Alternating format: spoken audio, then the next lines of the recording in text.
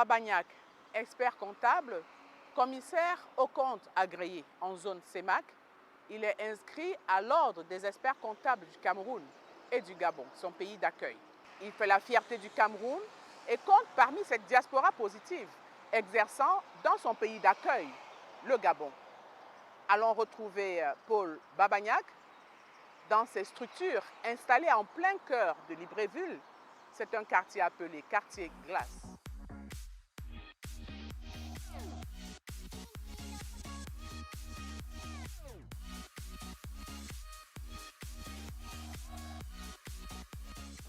J'avoue que mon insertion professionnelle n'a pas été difficile parce que préalablement j'ai un passé dans le domaine de la comptabilité et de la fiscalité au Cameroun. Pendant mon enfance, ma jeunesse, j'ai fréquenté des cabinets. J'avais mon entourage également qui était dans la profession sur le plan fiscal, sur le plan juridique et sur le plan comptable. Et forcément, je me suis moulé dans cet environnement-là. Et mon arrivée au Gabon, mon intégration a été facile. Mes débuts partent du cabinet Franck, pour qui j'ai un meilleur souvenir et dont le patron garde un très grand souvenir de moi. On a gardé des relations très, très personnelles. Et il a une affection particulière par rapport à mon ascension professionnelle. Ensuite, je suis parti de là pour des besoins d'épanouissement parce que je me sentais un peu à l'étroit et j'ai été sollicité par un autre partenaire, Cogepa, dans lequel j'ai été recruté et j'ai également travaillé pendant 3 ans. Et au terme de ces 3 ans, j'avais besoin un peu plus d'espace et j'ai décidé de me mettre à mon propre compte avec des collègues, chacun avec son expérience. On a constitué une équipe pour créer un cabinet. Malheureusement, ça a été une courte expérience et j'ai décidé de me lancer personnellement à mon propre compte.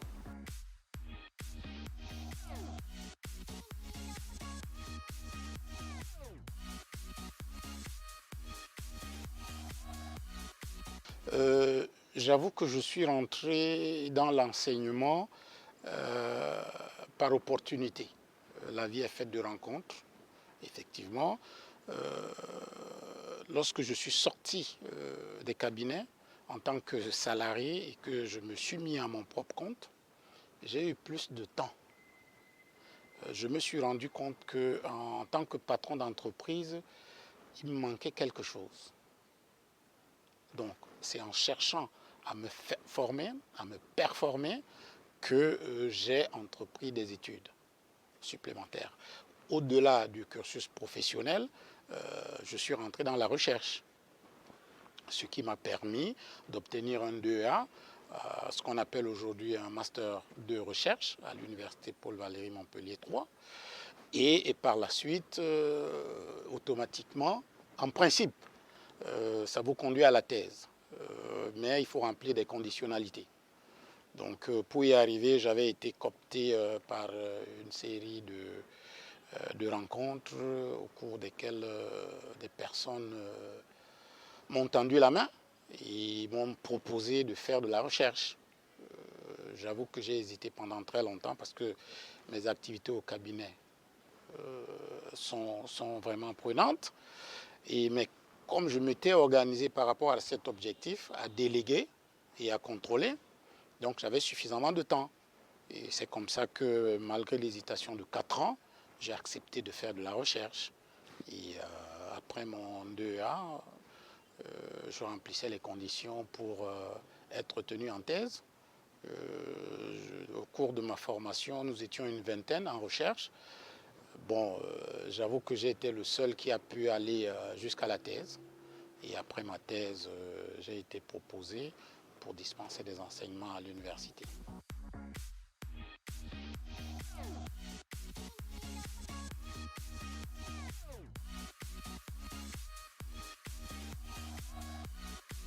Oui, c'est toujours une suite logique en tant qu'universitaire. Mais j'avoue que c'est un pied qui m'a été tendu. Ce livre est la suite logique de ma soutenance de thèse. ça fait le sujet de ma soutenance de thèse.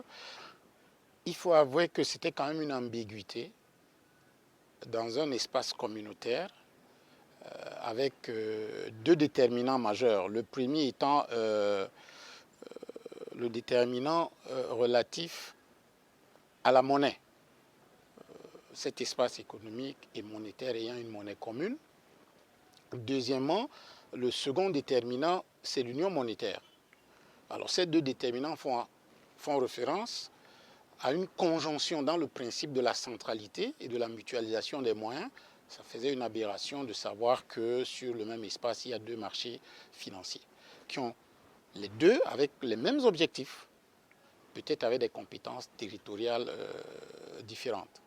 Donc, il était bien pensé, à un moment donné, de pouvoir faire une consolidation de ces deux marchés financiers afin d'améliorer la performance, avec l'objectif du financement de l'économie.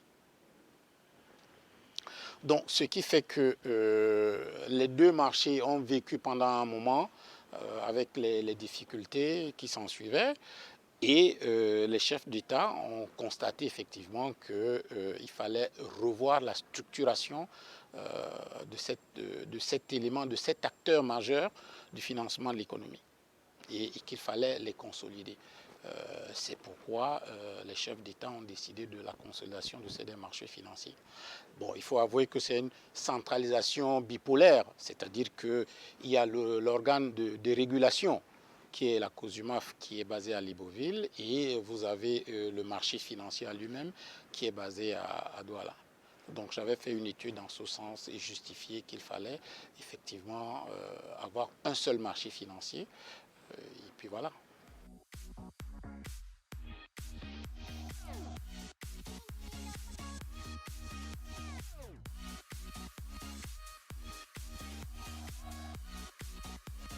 C'est d'abord une question d'éducation à la base. Et lorsque vous évoquez cet aspect de rang social, il faut avouer, je considère que c'est ceux qui sont en haut qui devraient faire un effort pour descendre. Et personnellement, je le fais.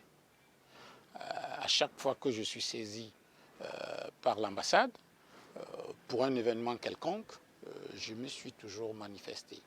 À chaque fois qu'un compatriote m'a sollicité, dans la mesure du possible, étant donné que mon apport ne pourrait pas me nuire parce que je dois me protéger également, j'ai toujours intervenu, que ce soit dans mon cabinet, que ce soit dans la vie courante, pour des événements heureux comme malheureux.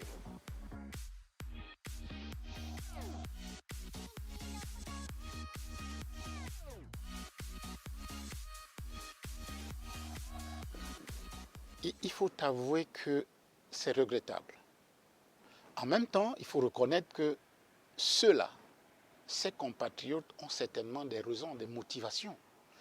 Mais est-ce que ce sont des motivations à mettre sur la table de débat? Est-ce que c'est de cette manière qu'il faut revendiquer, qu'il faut poser les problèmes? Je pars du principe encore, il faut respecter les institutions, il faut respecter ceux qui les incarnent et accepter les décisions. Quitte à les contester, à les critiquer, mais il y a des procédures. Je ne pense pas qu'il est souhaitable et qu'il est de notoriété de jeter le discrédit sur ses propres autorités, sur son pays. C'est un ensemble, on y est. C'est-à-dire que si on jette l'opprobre sur les autorités, sur les institutions, on le fait pour soi-même et pour les siens. Je pense que ce n'est pas honorable. Et je ne suis pas partisan de cette manière de faire. Donc, en ce qui me concerne personnellement, je me bats au quotidien. Même les autorités camerounaises, les plus hautes autorités camerounaises au Gabon le savent, je me bats au quotidien pour donner une image contraire à celle qui est répandue vulgairement. Et j'y tiendrai.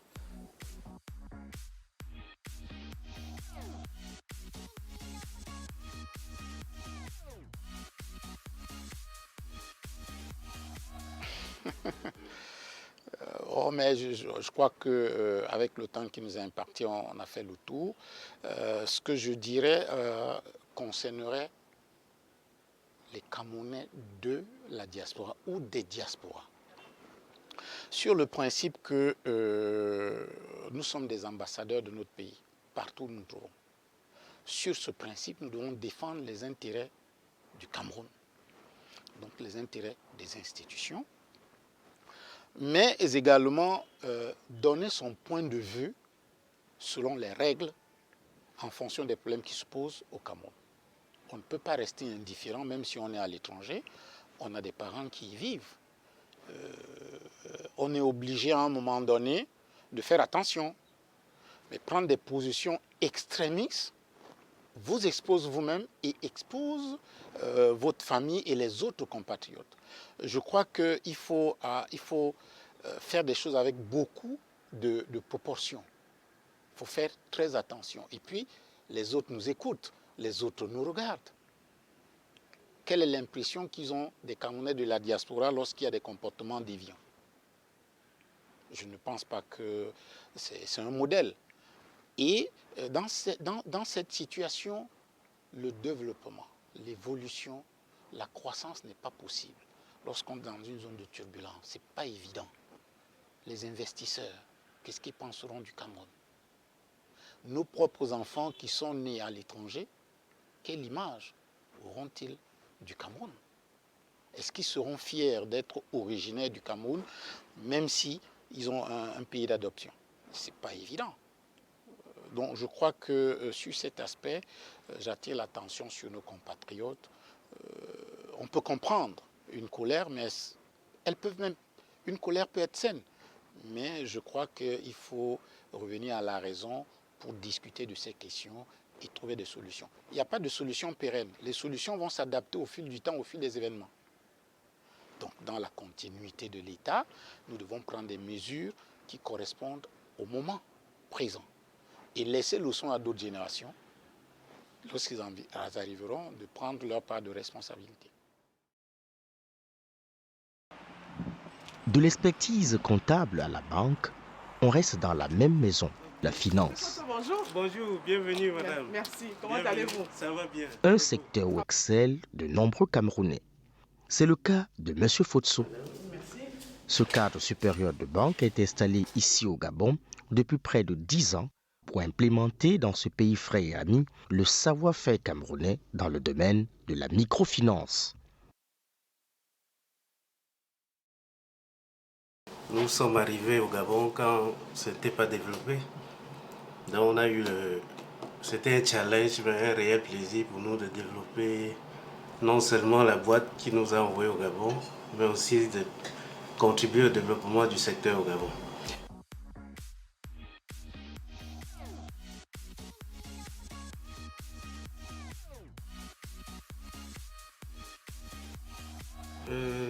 Au départ, cette annonce a été faite au Cameroun. Donc, sur le champ, avec les appréhensions qu'on a du côté du Cameroun sur le Gabon, sur le champ, même au niveau de la famille, tout le monde vous dit c'est pas bon. Au Gabon, les Camerounais reviennent toujours dans le cercueil. C'était effrayant au départ. Mais comme moi personnellement, j'aime les challenges. Donc au départ, c'était un challenge pour moi parce que j'étais déjà à mon même poste depuis 2 ou 3 ans. Je voulais tester quelque chose de nouveau. J'ai demandé à venir voir d'abord à quoi ressemble le Gabon. Ce qui m'a été accordé, j'ai fait 1 mois ici et pendant 1 mois, j'ai compris que je pouvais travailler au Gabon.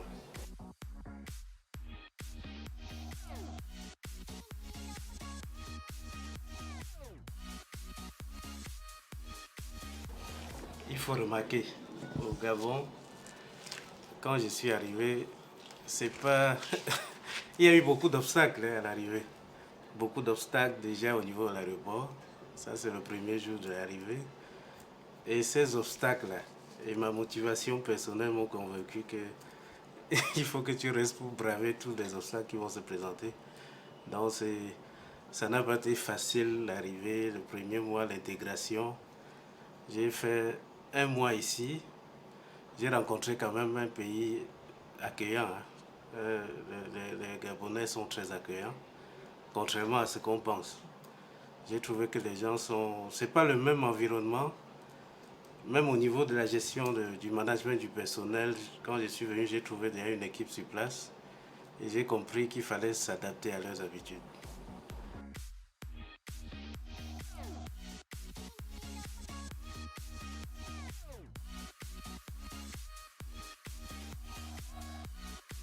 La touche particulière, c'est à plusieurs niveaux.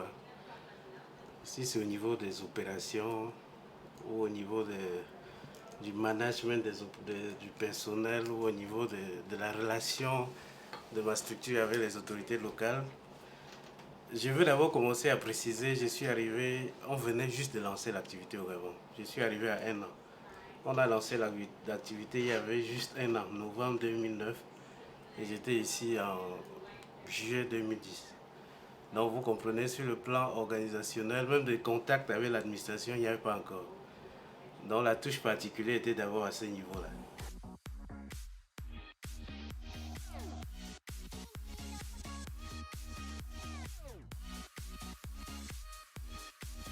Il y a eu plusieurs actions, ça c'est de notre part.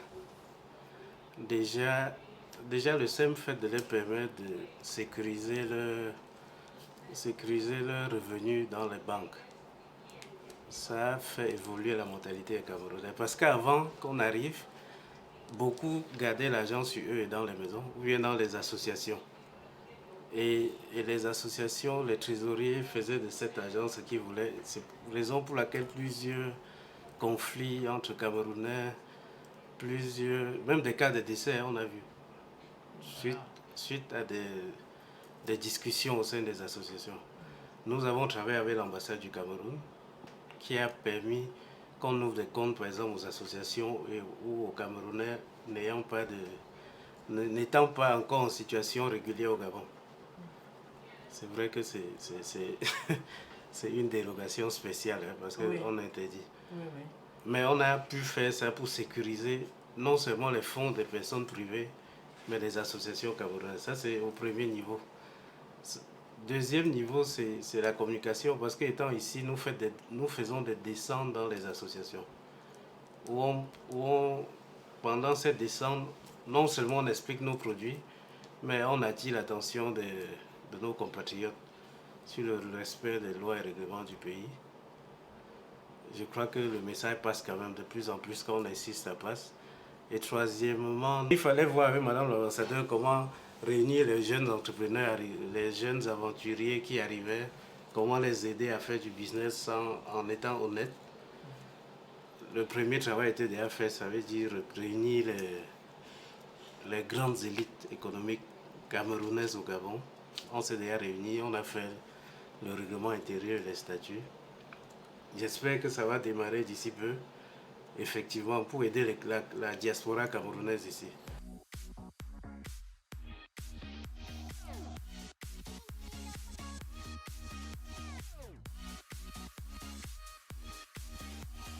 Mon activité étant commerciale, je suis obligé d'entretenir sur le plan social des bons rapports avec toutes les catégories socio-professionnelles des Camerounais au Gabon. Donc l'entente, je suis en parfaite collaboration avec les Camerounais sur place. On n'a pas de soucis, ça se passe bien. Toutes les communautés, nous avons affaire à toutes les communautés en permanence. Donc aucun souci.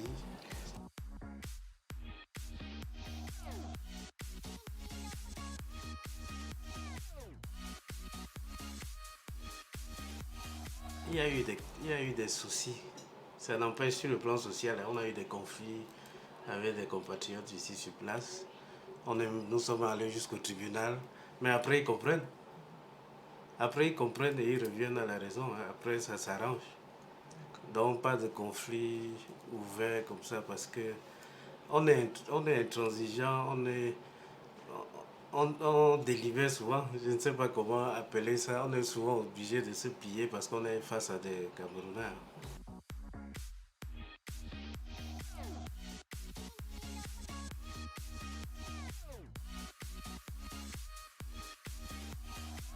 Après les élections 2016, nous avons failli avoir ce genre de cas ici au Gabon, mais ça s'est calmé très vite parce qu'on a eu parce que l'ambassade a déclenché une série de discussions avec la diaspora camerounaise au Gabon. Leur méthode n'est pas bonne, surtout pour un homme d'affaires. Je veux pas. Moi, je suis dans le business. On n'a pas de casse. Il n'y a pas de casse possible parce que quand il y a casse, c'est les hommes d'affaires qui pètent souvent en premier. Donc, nous, on ne tolère pas tout ce qui est contestation violente. Là.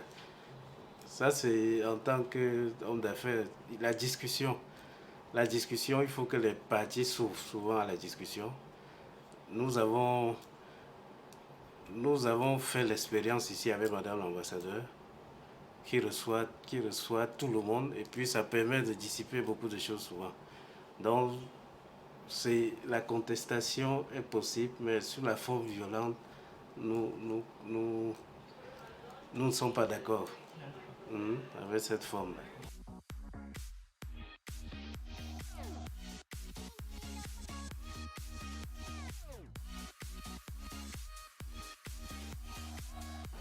L'aventure n'est pas une mauvaise chose.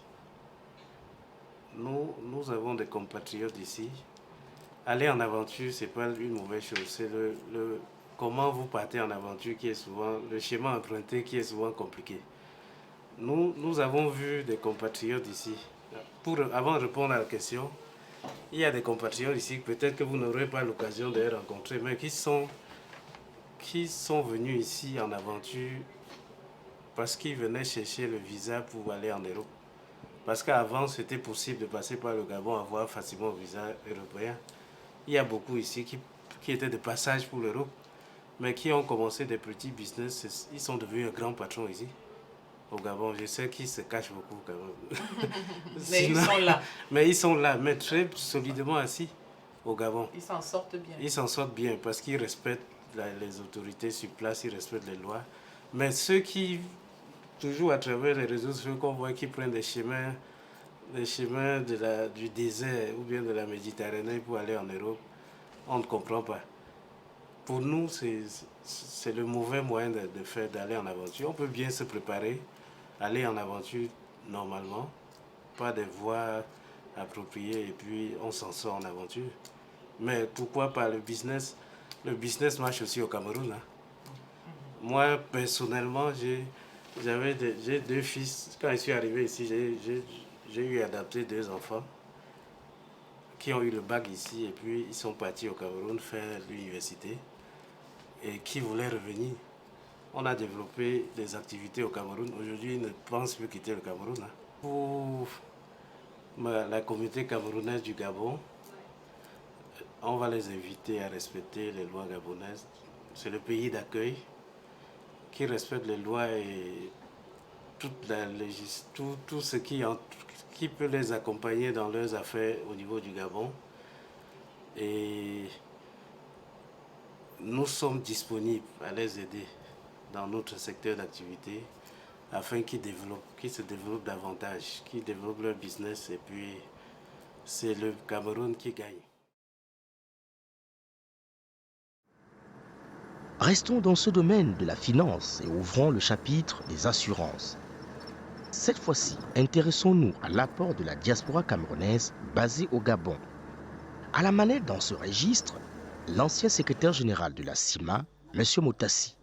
Depuis plusieurs décennies, cet expert du domaine des assurances propose la bonne cotation qui assure en toute assurance ce pays d'Afrique centrale.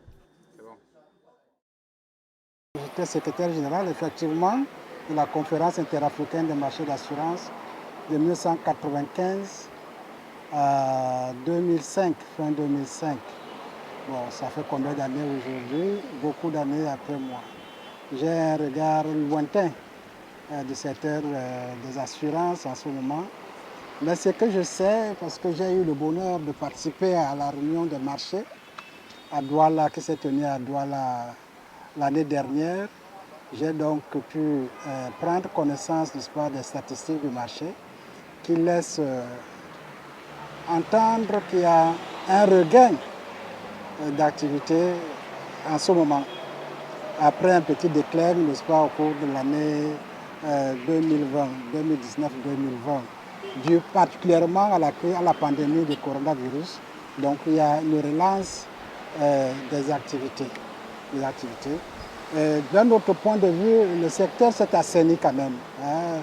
Je me souviens qu'en 1995, quand j'avais été nommé sur proposition du chef de l'État, j'avais été élu comme secrétaire général de la conférence interafricaine des marchés d'assurance. Le secteur était vraiment malsain. Et il a fallu beaucoup de mesures d'assainissement pour qu'il devienne ce qu'il est aujourd'hui. Je pense que de plus en plus, fort heureusement, les assurés commencent à faire confiance, n'est-ce pas, aux assureurs. Et ça, c'est le plus important pour nous.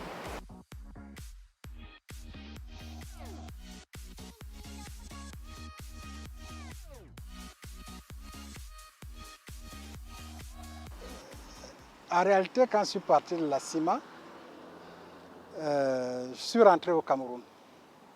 Comme secrétaire général, j'y ai passé une année entière. Je pensais vraiment rentrer définitivement au Cameroun. Mais il se trouvait que j'avais des enfants qui étudiaient encore aux États-Unis, qui avaient encore besoin de mes services, de mon aide. C'est à ce moment qu'une compagnie, un groupe, à l'époque s'appelait le groupe Colina, qui deviendra par la suite Saham, et puis après Salam aujourd'hui, m'a sollicité pour venir implanter sa filiale gabonaise. Donc pendant 4 bonnes années, j'ai été président directeur général de Colina, Assurance Gabon.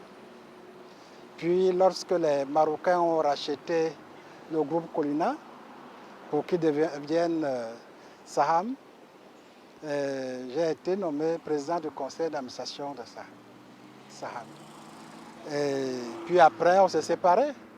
En 2017, on s'est séparés. J'ai pensé que je pouvais voler de mes propres ailes. Et c'est ainsi donc avec un certain nombre un groupe d'amis, nous avons constitué la société de microfinance que je dirige en ce moment.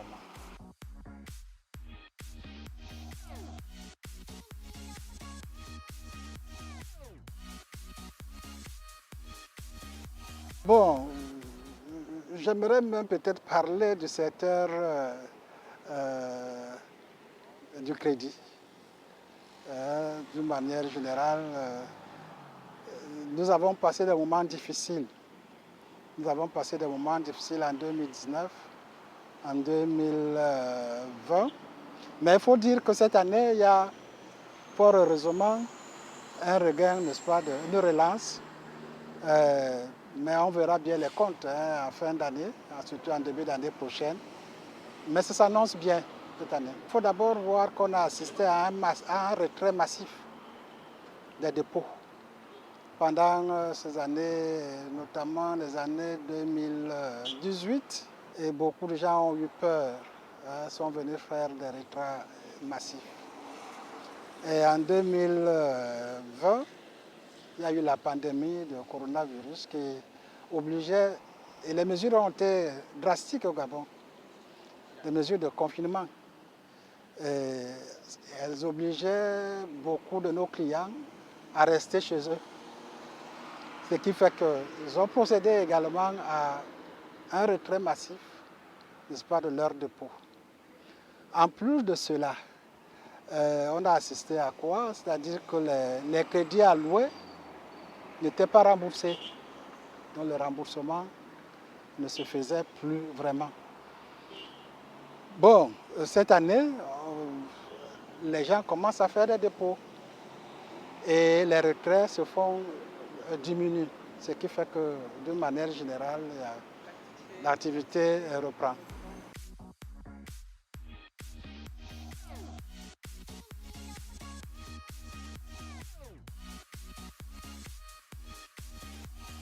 Je suis président de la diaspora camerounaise au Gabon. Et depuis ces événements, qui se sont matérialisées par le saccage de certaines de nos chancelleries à l'étranger. Et depuis bientôt plus d'1 an, par la perturbation de séjour du chef de l'État et de son épouse en Occident. Chaque fois qu'un de ces événements est survenu, la diaspora camerounaise au Gabon a tenu à se démarquer, à se solidariser de ces activistes. Et surtout aussi à apporter son soutien indéfectible à la personne du chef de l'État et ainsi qu'aux institutions qu'il incarne si heureusement depuis de nombreuses années. Et je crois que ce sont des actes qui non seulement déshonorent la diaspora, mais déshonorent même les Camerounais d'une manière générale.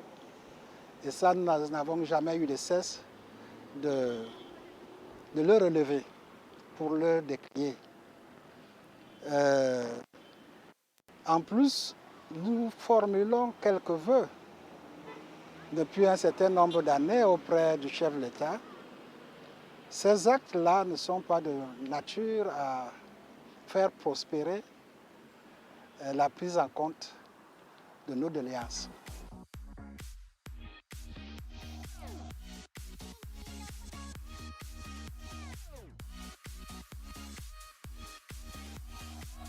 Non, il y a d'abord un cadrage. Un cadrage, je peux dire, régional. Chaque communauté régionale se regroupe autour d'un chef. Et donc vous avez ici le régional du littoral, le régional de l'ouest, le régional du nord, de l'extrême nord, du sud, ainsi de suite. Donc il y a d'abord cet encadrement-là qui ne date pas d'aujourd'hui, qui date de très longtemps. Je crois que c'est l'ambassadeur Kotonga qui a eu cette idée, qui nous permettait de bien circonscrire les Camerounais et de protéger même la nationalité camerounaise, l'identité camerounaise. Parce que quelquefois, certains de nos voisins perpétraient des actes ici qui étaient attribués au Cameroun. Cela nous permet également, n'est-ce pas, de suivre ce qui arrive, ceux de nos compatriotes qui arrivent, et ils sont mis dans un milieu qui est pratiquement le leur, qu'ils ont laissé pratiquement au pays. Ce qui fait qu'aujourd'hui, je peux vous le dire, parce que je suis au Gabon depuis 1995, comme je vous l'ai dit, on entend de moins en moins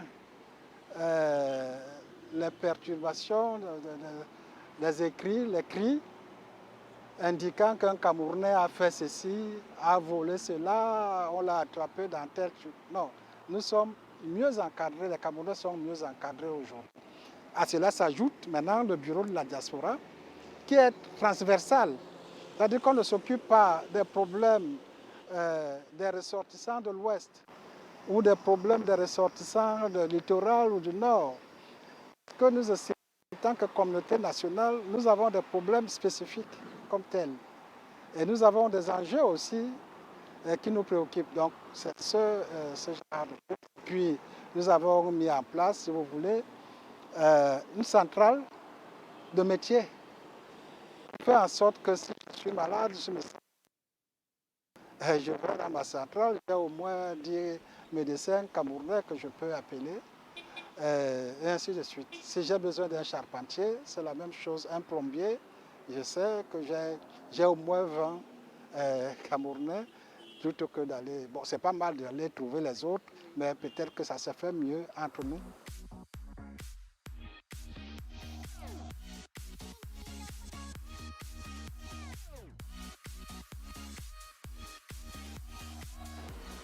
J'ai envie de... Quel des pays?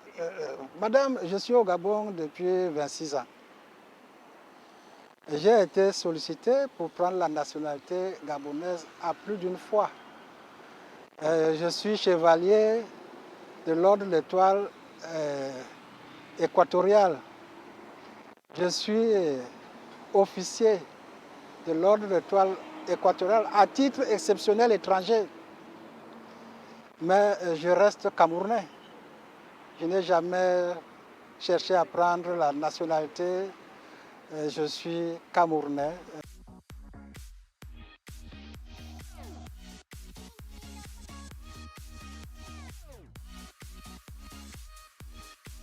Le message, c'est un message de paix. C'est un message de paix à tous les Camerounais, qui s'adresse à tous les Camerounais, notamment nos frères du nord-ouest et du sud-ouest. Ceux d'entre eux, parce que ce ne sont pas tous à le faire, il y a des Camerounais très nationalistes, très patriotiques, de ce côté-là que je connais, même ici au Gabon, ceux qui ont cru devoir prendre les armes pour quelques dissensions que nous avons, je leur demande de revenir à la raison. Pour ceux de nos compatriotes qui se sont retrouvés par la force des choses en Occident et qui aujourd'hui s'illustrent par des actes de dénigrement et tout. Et chez moi, on ne dit pas du mal à son père dans la maison du voisin, quel que soit ce qu'il fait. Ce n'est pas dans la maison du voisin qu'on doit aller le critiquer. On attend de lui dire chez nous à la maison. Donc, nous sommes pétris par des valeurs traditionnelles qui nous amènent, qui nous obligent au respect, non seulement des aînés, mais des autorités, quelles qu'elles soient, traditionnelles et tout. Moi, j'ai vécu dans cet environnement-là. Je souhaite que mes jeunes frères également, n'est-ce pas, s'imprègnent un peu de ces valeurs qui ont fait notre force. De l'expertise comptable, en passant par la microfinance, sans oublier les assurances, aucun domaine de la finance n'a de secret pour les Camerounais.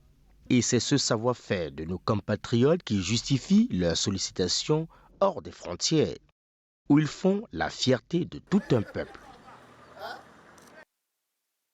Au Gabon, Babayak, Fotso et Motassi sont des profils qui font gagner des points de croissance à ce pays ami.